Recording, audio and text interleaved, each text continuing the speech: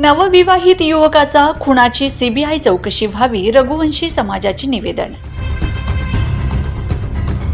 इंदूर येथील नवविवाहित युवकाचा हत्येचा अखिल भारतीय अखंड रघुवंशी क्षत्रिय महापरिषदेच्या वतीने निषेध करण्यात आला असून त्यांच्या मारेकऱ्यांवर कठोर कारवाई करून प्रकरणाची सीबीआय चौकशी व्हावी अशी मागणी करण्यात आली आहे। याबाबत रघुवंशी समाजाच्या शिष्टमंडळाने आमदार चंद्रकांत रघुवंशी यांच्या नेतृत्वाखाली जिल्हाधिकारी मिताली सेठी यांना निवेदन दिले आहे। 22 मे ते 23 मे 2025 रोजी इंदूर येथील नवविवाहित राजा रघुवंशी आणि त्यांच्या पत्नी श्रीमती सोनम रघुवंशी यांचे शिलाँग मेघालय येथून काही गुंड प्रवृत्तीच्या लोकांनी अपहरण केले होते। त्यानंतर नवविवाहित राजा रघुवंशी यांची हत्या करण्यात आली। घटनेनंतर सोनम रघुवंशी यांचे अपहरण करण्यात आले।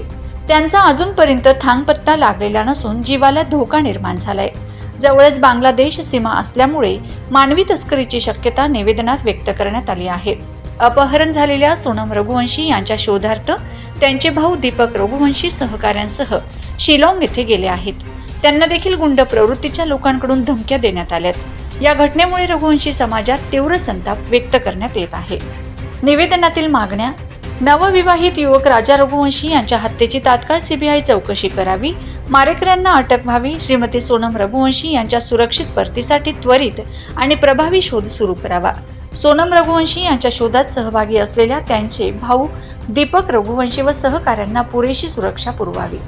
निवेदन देण्याप्रसंगी आमदार चंद्रकांत रघुवंशी, किशोर रघुवंशी, विलास रघुवंशी, निखिल रघुवंशी, रवींद्र परदेशी, पुष्पेंद्र रघुवंशी, संदीप रघुवंशी, आनंद रघुवंशी, इंद्रजित रघुवंशी, महेश रघुवंशी, दिनेश परदेशी, महेश परदेशी, गजेंद्र रघुवंशी, सागर रघुवंशी, सुनील रघुवंशी, विनोद रघुवंशी, महेंद्र रघुवंशी, संतोष परदेशी, सुनील रघुवंशी, शैलेंद्र रघुवंशी आदी उपस्थित होते।